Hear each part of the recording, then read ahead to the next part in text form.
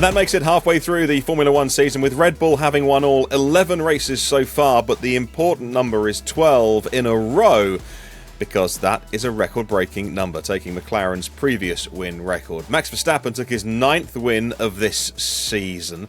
And let's have a look at how the Hungarian Grand Prix ended up today, with Max Verstappen taking the win in the RB19, that Red Bull, that rocket ship, so dominant this year by over 30 seconds. Biggest winning margin of the year. Lando Norris second, a repeat of the Silverstone podium so far, but in third place, Red Bull teammate Sergio Perez. Then pole sitter Lewis Hamilton in fourth. Oscar Piastri thought he would finish lower than fifth in the end, but it was a minute behind the leader and 30 seconds behind his teammate. Then George Russell, another good recovery drive. The two Ferraris of Charles Leclerc and Carlos Sainz in seventh and eighth. In ninth was the once dominant Aston Martin Fernando Alonso, and in 10th, teammate Lance Stroll on a bit of a point-scoring streak right now. I'm Martyn Lee from the Autosport podcast, and I'm joined by Matt Kew live at the Hungaroring right now. And let's start things off very quickly, before we get on to Red Bull and their dominance, with what was the big talking point before this weekend.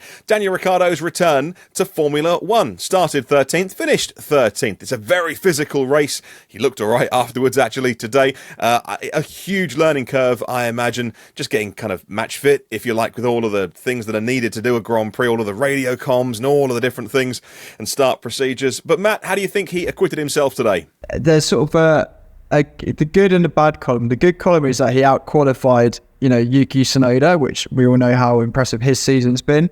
But I think, you could put that down to Tsunoda having his own issues in qualifying, leaving some lap time on the table, which flattered Ricciardo, but then he did even better than Q2 expected. And then you get to the race. So, yes, he's tested the Red Bull at Silverstone and done simulator laps on the AlphaTauri, but practice is the first time he's driven that car for real. So he's getting used to actually how hard he can push it with an experimental qualifying format that deters running and a bit of rain, which robs you of, some FP1 running. So he's coming back into that. He's not driven a proper race distance in, 8 months. So let's chuck sort of 32-degree heat and a bit of a, the messed up Gulfstream at the minute. Let's throw that at him. Then let's give him a car that at the best times doesn't handle very well. Put him in the mid-pack and have a nice turn one shunt for good measure. So that's a lot he's not an inexperienced operator. It's not an F1 rookie, but it's a lot to come back to if you've got a bit of race rustiness. So to come back, then, be involved in that turn one melee, pick up likely a bit of damage and have consistent race pace and overthrow your teammate again. I think that's, if you're not jumping into a Red Bull, I think that's pretty much on maximum returns to where that AlphaTauri is at the moment. Okay, he was flattered by a couple of cars crashing, and also it was an inescapably dull race for huge swathes. So it's not as if he had a particularly busy afternoon thereafter. But yeah, that mega performance. And, I know it's what always said about Ricciardo, but make no mistake, having seen what he was like at the end of his McLaren tenure, that those pearly whites are back and beaming. He's a happy man right now. Good to see. Well, let's get on to the mothership, and that is Red Bull. And who knows who'll be in that seat for 2024. Christian Horner says Sergio Perez. I'm sure Daniel Ricciardo would love to be driving the RB19 because it is insanely dominant. It is, by all of the stats, the most dominant Formula One car, because it's now won 12 in a row. Max is on a roll, and say 9 in a row, like I mentioned at the beginning of the podcast. The biggest winning margin of the season so far. Christian Horner said that Sergio Perez produced a statement drive today. Driver of the day. Not sure I necessarily agree with that. He sort of stalled out behind his charge to try and take second on the podium. Couldn't get close to Lando Norris despite driving a car that, when Max Verstappen wanted to, just did a lap 3 seconds quicker than anybody else to get the fastest lap, and then slowed down again. So, driver of the day, well, obviously the Checo fan club out in force today, but they're still bringing upgrades to that car despite so much of their development shift already on next year. What are your thoughts, Matt, on the magnificent, unstoppable Max Verstappen and that Red Bull RB19?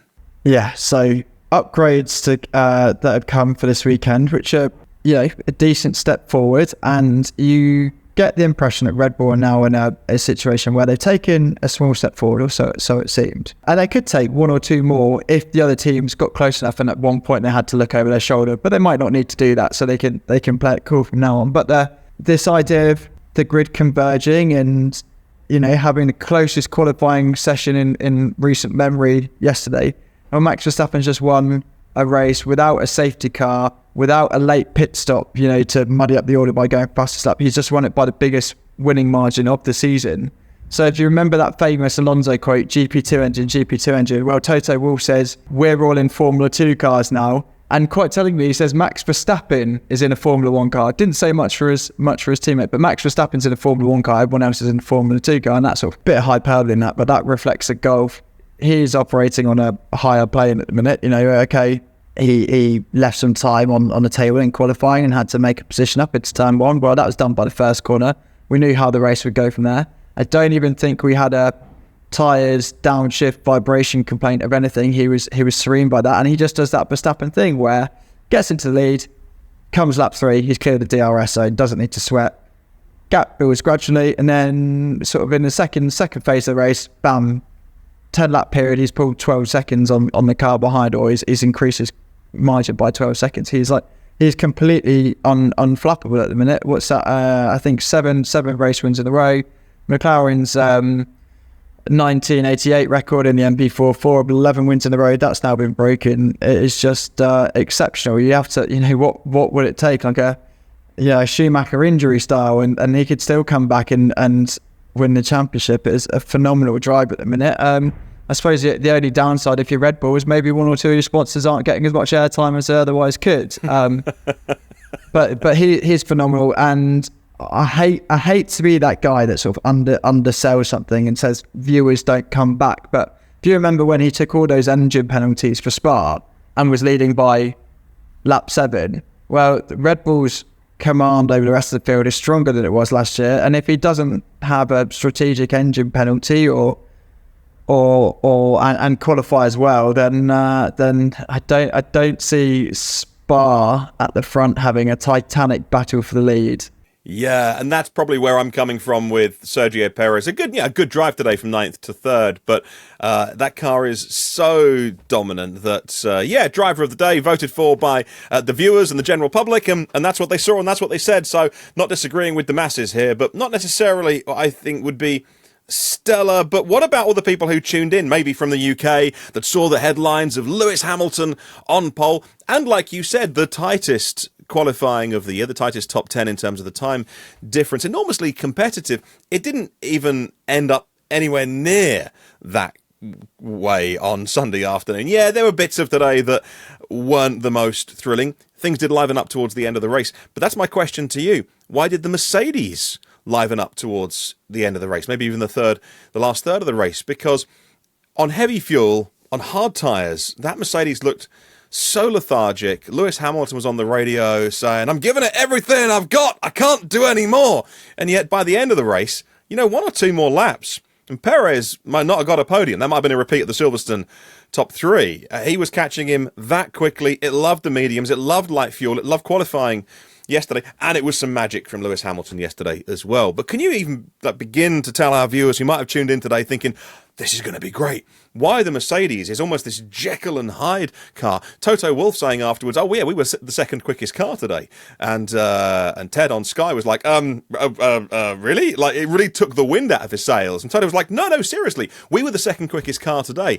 I guess Toto's got all the data much more than you and I do, but it didn't look the second quickest car. And so why did they have, obviously the start didn't help by going from pole down to 4th within a couple of corners.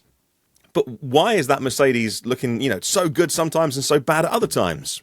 Yeah, I haven't, basically, because the sort of news cycle after the race is so intense, I haven't dug down into lap times yet, but I know Piastri had a lot of damage. So I think if you bring him back in and add him to Norris, I think it's the McLaren that's been second fastest. But sorry to talk about qualifying so much in a race video, Martin, but I think one factor is that Hamilton was mega yesterday, and that Verstappen left so much time on the table. So he messed up his second Q3 lap, and his first lap, he had a couple of imperfect sectors. So if he'd have pieced together his best efforts on the soft tyres, then he would have been 3.5 tenths faster than Hamilton in qualifying. So there's inherent pace there.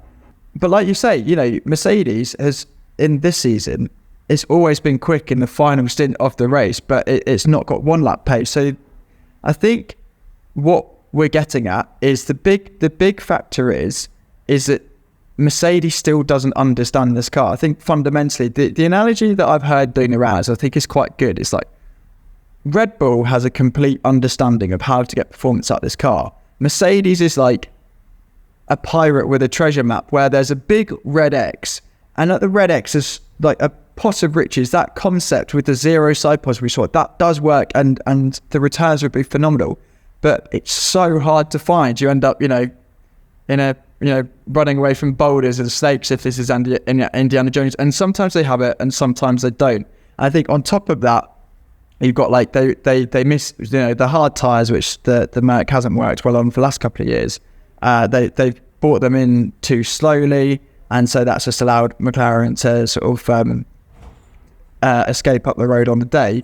But I think fundamentally it still comes down to the car has a narrow operating window, and Mercedes doesn't have a good enough understanding to keep it in that operating window sufficiently and in such a wide variety of circumstances. And I think this is just a ground effects understanding. So the previous era, not that the cars in any way were like simplistic, you saw how complex the bargeboards was, but effectively you could make a pretty good fist of it if you had a bad handling car and just chuck downforce at it time and time again, a new flap here, upgrade front wing, bargeboard, flicks, whatever.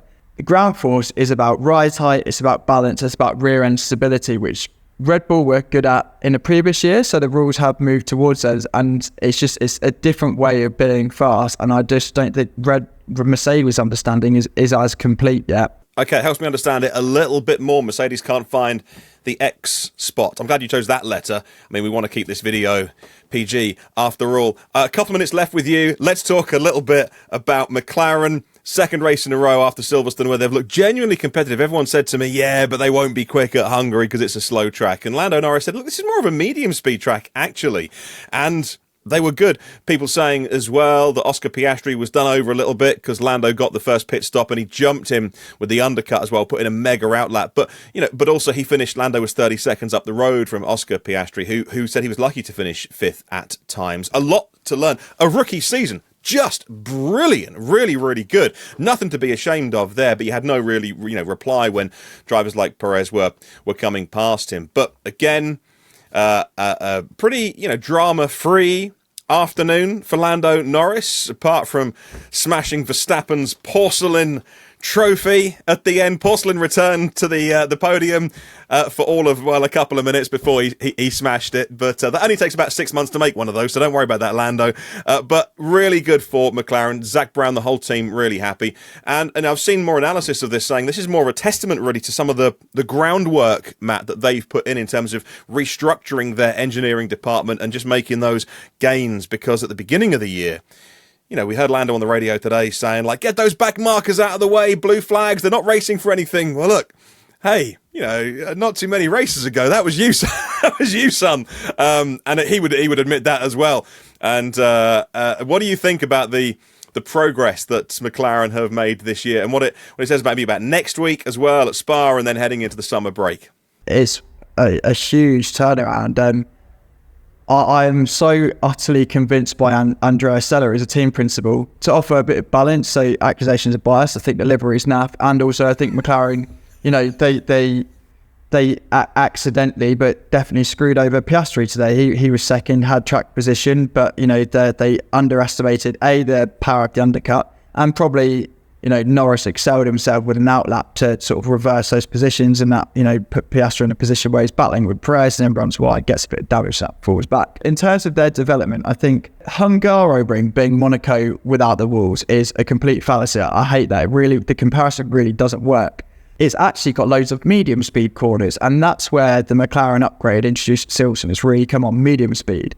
So in terms of what that meant this weekend, good for that. And basically, if you're adding load to the car, not only do you get performance, but it does help the tyres. So McLaren were good on tyre degradation today. But to throw forward to Spa, everyone thinks of Spa as a massive high-speed circuit because you've got, Eau Rouge, Radion, whatever, Kemmel Straight. But it's only really, is it turn 10 that's properly flat out in qualifying. The major sort of places to make and lose time are Les Combes, sort of, 100 kilometres an hour. La Source, about the same. Bus stop chicane, sort of 90 kilometres an hour.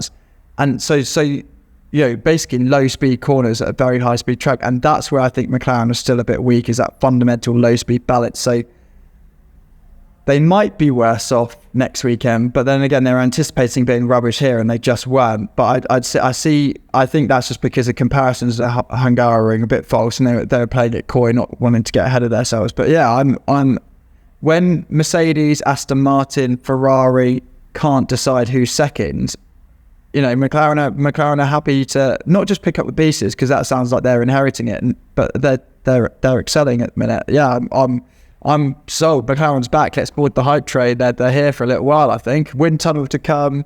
Rob Marshall from Red Bull, more and more. Lots to talk about with the other teams. As you say, Ferrari, strategy again today. Mistake in the pit stop really hurt Leclerc. We heard the drivers doing strategy out in the open air on the team radio. Aston Martin, so dominant earlier this year. They'll be lucky to be 4th or 5th quickest team at the moment, and all a little bit anonymous right now. Picking up points, yeah, sure, but McLaren are certainly running away with that. And we haven't even got on to the amazing qualifying of Zhou Guanyu, and just that no pace.